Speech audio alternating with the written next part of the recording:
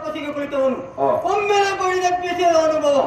ಎಚ್ಚೆತ್ತು ನೋಡ್ತಾ ಇದ್ದೇನೆ, ಕಾಡು ಪಕ್ಷಿಗಳ ಚೀರಾಟ, ಕುರಿ ಜ್ವಾಲೆ ಸೇವಿಸುವುದಕ್ಕೆ ಸಾಧ್ಯ ಇಲ್ಲ.